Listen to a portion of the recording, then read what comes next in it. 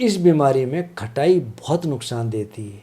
पेट खराब होना भी यानी कॉन्स्टिपेशन भी प्रीमैच्योर इजैकुलेशन का कारण बनता है क्या? ऐसा क्यों हो रहा है कि मार्केट में शीघ्र पतन को ठीक करने की इतनी सारी दवाई होने के बावजूद भी लोगों को समाधान नहीं मिल पा रहा है? दूसरा एक आपको मैं ऐसा बहुत ही सस्ता और चमत्कारिक नुस्खा बता रहा हूँ जिसका साइड इफेक्ट तो कोई नहीं है, लेकिन आयुर्वेदिक वियग्रा से भी अच्छी है ये। मैंने कई लोगों को प्रयोग कराया, इससे बहुत लाभ मिला और कई बार इतना ज़्यादा होता है कि आदमी डिस्चार्ज नहीं हो पाता। इनके सेवन से शीघ्र पतन तो दूर होता ही है, साथ ही साथ स्पर्म क्वालिटी भी हमारी इम्प्रूव होती है। जिनके सीमेन में स्पर्म काउंट कम हो उनको भी इस चीज़ से बहुत लाभ मिलता है। नमस्कार दोस्तों, मैं हूं Himanshu Bhatt. The health show में आज हम बात करेंगे प्री मैच्योर इजैकुलेशन यानी कि शीघ्र पतन पर।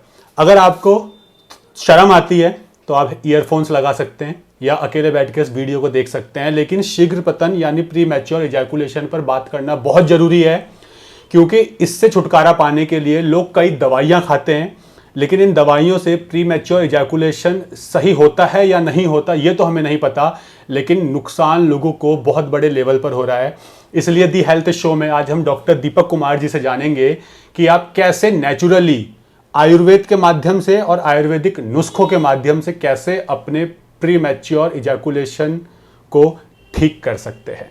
सर, आपको मेरा प्रणाम। प्रणाम भगवान। सर, सेक्सुअल डिसऑर्डर की जब हम बात करते हैं तो जनरली लोग इस पर बात करने से पहले शर्माते हैं और ओपनली बात नहीं करते, और परिवार के बीच में बात करना तो दूर की बात है। तो आजकल देखा गया है कि जो हमारी लाइफस्टाइल है इसकी वजह से प्री मैच्योर इजैकुलेशन बहुत कॉमन है। क्या रीज़न है इसका कि प्री मैच्योर इजैकुलेशन आज के समय में इतना बढ़ रहा है? हिमांशु जी, हमारे देश में एक कहावत थी जी कि मर्द और घोड़ा कभी बूढ़े नहीं होते। हाँ। लेकिन बड़े दुख की बात है कि जो समस्याएं पहले वेस्टर्न कंट्रीज़ में थी वो हमारे देश में बहुत तेज़ी से आ गई। हर शहर में एक छोटी चौपाल होती थी, शाम को लोग अक्सर वहाँ बैठते थे, आप बातचीत करते थे, मन का दर्द निकल जाता था और हंसी मजाक बहुत ज़्यादा चलती थी, जिसके कारण उनकी काफ़ी समस्याएं सॉल्व हो जाती थी। और शीघ्र पतन के कई कारण हैं, उसमें एक बहुत बड़ा कारण है तनाव। आज की डेट में हर आदमी के दिमाग में तनाव बिना मतलब का बहुत तेज़ी से बढ़ रहा है। और मैं अक्सर एक बात सबको ही कहता हूँ, चिंता ऐसी डाकनी फाड़ कलेजा खाए, वैद्य बेचारा क्या करे कहाँ तक मरहम लगाए। तो हम चिंता के कारण अपनी समस्याएं बढ़ा रहे हैं, घटती नहीं। हमारे पास जो है भगवान का दिया हुआ पर्याप्त है, लेकिन इस चीज़ से हम हट करके हम पड़ोसी के बारे में सोचते हैं या कि अमुक के बारे में सोचते हैं कि उसके पास हमारे से ज़्यादा सामान कैसा है, और कभी हम ये नहीं सोचते कि हमारे से नीचे वाले भी बहुत ज़्यादा है। और चिंता जब हमारे दिमाग में आती है, हमारा सबसे पहले पेट और पेट के नीचे का भाग अफेक्टेड होता है, पाचन तंत्र डिस्टर्ब होता है। दूसरा, कुछ बीमारी ऐसी हो गई, डायबिटीज़ और ब्लड प्रेशर, जो हर घर में ये बीमारी बहुत तेज़ी से बढ़ रही है। और ये एक अनुसंधान के उसमें पाया गया कि सन 2025 तक डायबिटीज़ हमारी इंडिया इसकी हब बन जाएगी, लगभग 25% लोग डायबिटिक हो जाएंगे। और हम आज भी इस बीमारी के बारे में बहुत ज़्यादा नहीं चेत रहे। बीपी, शुगर, चिंता, और कभी कभी जब आदमी डिप्रेशन में होता है तो एंटी डिप्रेशन मेडिसिन बहुत ज़्यादा खाता है, उसका भी ये बहुत बड़ा साइड इफ़ेक्ट है। हमको सबसे पहले उस कारण को खोजना चाहिए जिस कारण से हमें ये समस्या बन रही है। हमारी फिजिकल एक्टिविटीज़ बहुत कम हो गई। हमको सबसे पहले अपनी फिजिकल एक्टिविटीज़ ज़रूर रखनी चाहिए। दूसरा, इस बीमारी में खटाई बहुत नुकसान देती है। अच्छा। हाँ, खटाई इसमें नुकसान देती है, इसीलिए पहले लोग कहते थे कि खट्टे को ज़्यादा नहीं खाना चाहिए, ख़ास तौर से इमली या सिरका, इसको बहुत ज़्यादा मात्रा में नहीं लेना चाहिए। जो नेचुरल सिरका है गन्ने के रस का, वो तो पाचन तंत्र के लिए बहुत अच्छा है, लेकिन मार्केट में जो सिंथेटिक विनेगर आ रहा है ये बहुत नुकसानदायक है। और जंक फूड में इसका प्रयोग बहुतायत होता है, और ये एसिडिक नेचर होने के कारण हमारी पीएच वैल्यू चेंज कर रहा है, हमारे शरीर की बीमारियां बढ़ा रहा है, पाचन तंत्र डिस्टर्ब करके हमारा जो शरीर का रस है वह दूषित हो रहा है।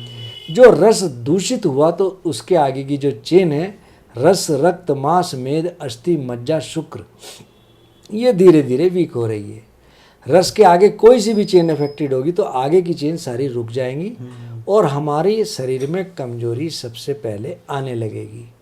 दूसरा, पोषक तत्वों का शरीर में कमी होना। हम मोटा अनाज खाते थे, स्वस्थ रहते थे। जब से ये पतला अनाज आया तब से हमारे शरीर में बीमारियों का घर बनने लगा। हमको अपने खाने का विशेष ध्यान रखते हुए मोटा अनाज, गेहूं के साथ साथ आप चना है, रागी है, बाजरा है, जौ है, इसको मिलाकर सेवन करना चाहिए। लेकिन इसको लेना चाहिए हमको ऋतु के हिसाब से। बाजरा है, गर्म है, तो उसको गर्मियों में नहीं खाना चाहिए। रागी थोड़ा गर्म है तो हमको गर्मियों में नहीं खाना चाहिए। हम इसमें यदि चने का सेवन करें, चने के लिए कहा भी है एक चना और बाकी सब मना। चना बहुत ज़्यादा पौष्टिक भी है, ताकतवर भी है और पाचन तंत्र के लिए बहुत अच्छा है। तो हमको गेहूं के साथ चना जरूर पिसवा के उसकी रोटी का सेवन करना चाहिए।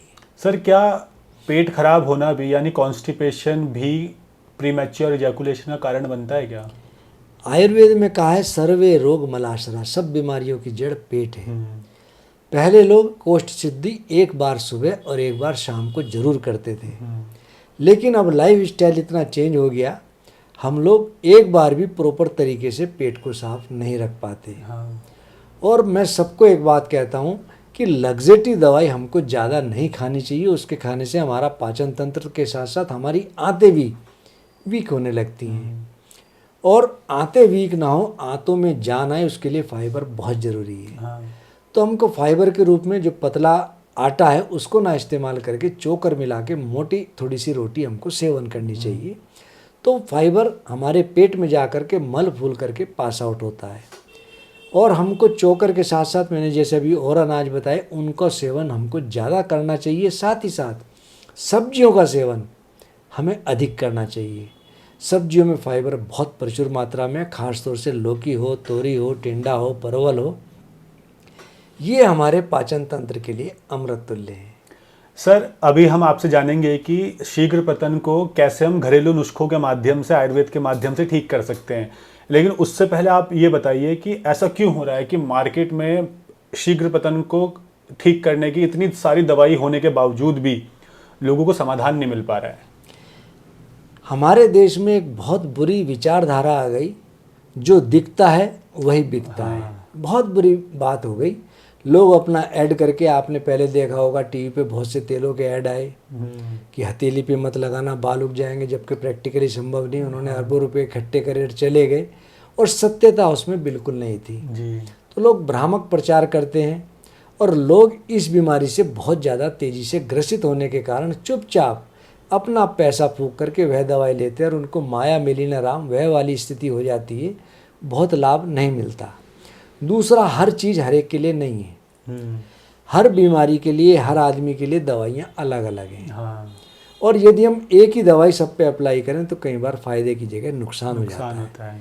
आपने देखा होगा शहद हमारा बहुत अच्छा एंटीबायोटिक है। हम शहद को सेवन करते हैं और शहद हमारे शरीर में आंत में नहीं जाता बल्कि आमाशय में ही एब्जॉर्ब हो जाता है और हमारे शरीर के लिए बहुत अच्छा है। लेकिन किसी किसी को शहद खाने से पेट में मरोड़ और पेट में दर्द बहुत बुरी तरह हो जाता है जी। इसी तरह पपीता बहुत अच्छा लैक्सेटिव भी है, पाचन तंत्र के लिए अच्छा भी है, फाइबर से प्रचुर भी है। लेकिन कुछ लोगों को पपीता सूट नहीं करता, खाते ही पेट गुम हो जाता है। इसलिए मैं कह सकता हूँ कि हर चीज़ हर एक के लिए नहीं है। आपको कोई भी दवा लेनी है, आप सबसे पहले अपने डॉक्टर या वैद्य से परामर्श जरूर करें, उसके बाद उस दवा का सेवन करें। और उस दवा का सेवन भी एक लिमिट तक करें और एक डोज निश्चित रूप से बनाएं, उसी हिसाब से आप सेवन करें। कई बार कुछ लोग ज़्यादा के चक्कर में ज़्यादा दवाई ले लेते हैं, वो कई बार फ़ायदे की जगह नुकसान देने लगती है। तो हमको नुकसान नहीं करना। मेरा तो ये सोचना है कि किसी को लाभ नहीं होता तो ना हो, लेकिन नुकसान नहीं होना चाहिए जी। तो सर, शीघ्र पतन को जो मार्केट में दवाइयाँ है वो मिस ब्रांडिंग करके बेची जा रही है। तो शीघ्र पतन को अगर कोई घरेलू नुस्खों के माध्यम से, आयुर्वेद के माध्यम से घर पर ही ठीक करना चाहे तो कौन कौन से नुस्खे हो सकते हैं? पान मूल अरु मूसली नागोरी असगंध शहद मिलाकर चाटिए शीघ्र पतन हो बंद। पान के मूल, पान मूल, अश्वगंध, पान मूल और वो मूसली, मूसली सफ़ेद मूसली हम लें। अगर सफ़ेद मूसली कोई नहीं खरीद पाता तो हम सेमल मूसली, ये काफ़ी सस्ती है, सिंबल की जड़ को कहते हैं सेमल मूसली, ये ले सकते हैं। सबको कूट कर हम चूर्ण बना कर के शहद के साथ लें तो हमारा शरीर बलिष्ठ बनने लगता सर है। पान मूल क्या होता है? पान की जड़। अच्छा, पान की जड़ जी। तो इसे इसका चूरन बना के कितना खाना है, किस टाइम खाना है? पान मूल अरु मूसली नागोरी असगंध। असगंध हमारी पहले वैसे तो पूरे देश में होती है, मध्य प्रदेश में काफ़ी हो रही है, लेकिन एक राजस्थान में जगह है नागौर, हाँ। वहाँ की असगंध के सबसे ज़्यादा गुण हैं। इन सबको समभाग लेकर हम चूर्ण कूट लें और एक छोटी चम्मच 3 ग्राम के लगभग शहद मिला करके ऊपर से दूध पी लें, हमारे शरीर में बहुत जान आती है। जी। दूसरा एक आपको मैं ऐसा बहुत ही सस्ता और चमत्कारिक नुस्खा बता रहा हूँ जिसका साइड इफ़ेक्ट तो कोई नहीं है, लेकिन आयुर्वेदिक वियग्रा से भी अच्छी है ये। आप सभी लोग, हम इमली का प्रयोग करते हैं जी। और इमली के बीजों को सभी लोग फेंक देते हैं। आप इमली के बीज कलेक्ट कर लें और रात्रि में उसको गर्म पानी में भिगो के रख दें। प्रातःकाल उसका छिलका फूल जाएगा, उसके छिलके को उतार लें, जितनी उसकी मींगी हो उसमें उतना ही गुड़ मिला करके हम कूट कर बेर की तरह, बेर की जितनी गोली बना लें और दिन में 1 से 2 बार, 1-1 या 2-2 गोली 2 बार सेवन करें तो शरीर बलिष्ठ बनता है। मैंने ये कई लोगों को प्रयोग कराया, इससे बहुत लाभ मिला और कई बार इतना ज़्यादा होता है कि आदमी डिस्चार्ज नहीं हो पाता। यदि उसको ऐसी दिक्कत हो तो नींबू चाट ले या नींबू की कोई खटाई ले ले, अचार ले ले, वो एकदम से डिस्चार्ज हो जाएगा और इसका कहीं कोई साइड इफेक्ट नहीं है। मतलब जो नीम की, जो इमली की गोलियां है, वो गुठली, तो उसके बाहर का कवर निकाल कर, बाहर की छिलका होता है, छिलका जो है उसका वो निकाल ले, सुबह जब वो पानी में भीगने के बाद फूल जाए उसके, और अंदर के उसको मींगी को गुड़ में मिला के खाना है। जितना मींगी हो उतनी ही उतना ही गुड़ होना चाहिए। दोनों को हम कूट लें, कूट करके बेरी जितनी गोली बना लें। तीसरा एक आयुर्वेद की मैं हमेशा कहता हूँ, इसका फैन भी हूँ, शिलाजीत। शिलाजीत हर व्यक्ति को नियमित रूप से सेवन करनी चाहिए, खास तौर से सर्दियों में ज़रूर सेवन करनी चाहिए। उसके बॉडी के जितने भी स्रोत हैं सबका शोधन होता है, उसके जितने भी ग्लैंड्स हैं, चाहे वो पीनियल ग्लैंड्स हो, थायराइड ग्लैंड हो या प्रोस्टेट ग्लैंड हो, सब एक्टिव रहते हैं और पैनक्रियाज पे इसका बहुत अच्छा रोल है। कैसे खानी है सर शिलाजीत? शिलाजीत को हमको 1 बूंद दूध में डाल के या दूध के साथ हम सेवन करते रहें। इसकी मात्रा 1 बूंद से लेकर के 10 ग्राम तक है, लेकिन आज के समय में 10 ग्राम बहुत ज़्यादा है। हम 1 से 2 बूंद यदि दूध के साथ रात्रि में सेवन करते रहें तो हमको उतना ही लाभ मिलता है। साथ ही साथ शिलाजीत के साथ कुछ थोड़े से रेस्ट्रिक्शंस हैं जिनको हमको फॉलो करना चाहिए। जैसे हम कहीं भी जाते हैं तो हर जगह के कुछ ना कुछ प्रोटोकॉल्स होते हैं, हमको उन प्रोटोकॉल को ज़रूर निभाना चाहिए। शिलाजीत के साथ हमको चाय, कॉफ़ी, शराब, मिर्च मसाले, खटाई इत्यादि का परहेज रखना चाहिए और जितना हम ब्रह्मचर्य का पालन करेंगे उतना हमको लाभ मिलेगा। एक पहाड़ में दाल होती है जिसको कहते हैं गैत की दाल या कुलत भी उसको बोलते हैं, ये दोनों बिल्कुल एंटी हैं। हमको शिलाजीत के सेवन में गैत का प्रयोग बिल्कुल नहीं करना है और बहुत मेहनत का काम और बहुत धूप का काम, इससे भी हमको बचना चाहिए। सर वैसे तो हमने आपके साथ शिलाजीत की वीडियो अलग से बनाई है, तो अगर आप शिलाजीत के बारे में डिटेल से में जानना चाहते हैं कि कैसे शिलाजीत बनती है, कौन कौन से बीमारियों में फ़ायदा देती है, किस तरह से खाएं, कौन खा सकता है, ओरिजिनल शिलाजीत कहाँ मिलेगी, तो उस वीडियो का लिंक नीचे डिस्क्रिप्शन में और ऊपर आई बटन में आपको मिल जाएगा। बाकी प्लेलिस्ट में जाकर भी आप चेक कर सकते हैं जहाँ से आप पूरी इन्फॉर्मेशन पा सकेंगे शिलाजीत के बारे में। सर सेक्सुअल डिसऑर्डर में अश्वगंधा का भी उपयोग काफ़ी बताया जाता है, तो क्या शीघ्र पतन को रोकने के लिए अश्वगंधा भी लाभदायक है? वैसे तो अश्वगंधा यदि हम 1 ग्राम दूध के साथ वैसे ही सेवन करते हैं तब भी हमको बहुत लाभ मिलता है और इसके लिए मैंने अभी आपको बताया भी था, पान मूल अरु मूसली नागौरी असगंध, असगंध यानी कि अश्वगंधा। और ये चीज़ें हम यूज़ ना कर सके तो हम अश्वगंधा का चूर्ण या शतावर का चूर्ण, शतावर का चूर्ण लेडीज़ के लिए बहुत अच्छा है। हाँ जी। और मुलेठी बहुत ज़्यादा बल्ले भी है, पौष्टिक भी है, गले के लिए, थायराइड के लिए बहुत अच्छी है। तो मैं तो अश्वगंधा, शतावर और मुलेठी, एक आयुर्वेद का बहुत ही प्रसिद्ध चूर्ण है रसायन चूर्ण, जिसमें गिलोय, गोखरू, आंवला और मिश्री, इन 4 के मिक्सर से बनती है हमारा रसायन चूर्ण। मैं इनको बहुत प्रयोग में देता हूँ और कहीं आज तक किसी को कोई साइड इफ़ेक्ट नहीं मिला। और इनके सेवन से शीघ्र पतन तो दूर होता ही है, साथ ही साथ स्पर्म क्वालिटी भी हमारी इम्प्रूव होती है। जिनके सीमेन में स्पर्म काउंट कम हो उनको भी इस चीज़ से बहुत लाभ मिलता है। साथ ही साथ हम 2 अपनी फार्मेसी में दवा बनाते हैं, एक वाइल्ड यूनिकोम और दूसरा नवशक्ति। और नवशक्ति के लिए मैं इतना कह सकता हूँ कि इसमें अश्वगंधा के साथ साथ शिलाजीत और बंग भस्म भी है। बंग भस्म यानी कि रांगा, जिसको यूनानी में कहते हैं कुस्ता कलई। आपने देखा होगा कि पहले लोग पीतल के बर्तनों पर कलई कराते थे। और वो कलई का अंश हमारे शरीर में इसी जा करके अपनी स्तंभक शक्ति को बढ़ाता था, अपना असर दिखाता था। और पहले लोगों की जो खान पान दिनचर्या थी आज से बहुत अच्छी थी। वो यदि हम फॉलो करते रहें तो मैं कह सकता हूँ, आपने देखा होगा पहले लोग बीमार नहीं पड़ते थे, लोगों के चश्मे नहीं चढ़ते थे। आज पहली क्लास में जाओ, आपको बच्चे कई सारे मिल जाएंगे जिनके चश्मा लगा हुआ है। आज भी बहुत से पुराने लोग चश्मे का इस्तेमाल नहीं करते। और मैंने देखा, मेरे संज्ञान में एक पटवारी जी हैं, रिटायर हो चुके, उनकी उम्र लगभग 88 साल है, बिना चश्मे के पढ़ लेते हैं और आज भी कम से कम 5-7 किलोमीटर डेली घूमते हैं। तो ये चीज़ें हम जवानी में सोचते हैं कि हमारे ऊपर कुछ असर नहीं होगा, लेकिन जब बुढ़ापा आने लगता है तो बहुत तेज़ी से बुढ़ापा आता है। हमारे जितने भी बॉडी के ऑर्गन्स हैं वह तो वीक होते ही है और हमारा दाम्पत्य जीवन पर भी असर पड़ता है। इसीलिए आपने देखा होगा कि दाम्पत्य जीवन पर जब असर पड़ता है तो आपसी क्लेश, लड़ाई झगड़े बहुत ज़्यादा होने लगते हैं। सर, कई लोग बॉडी का स्टेमिना बढ़ाने के लिए और एनर्जी बढ़ाने के लिए अश्वगंधा, मूसली और शतावर भी मिलाते हैं उसमें, तो क्या शतावर भी फ़ायदा देती है? बहुत अच्छी चीज़ है शतावर जी।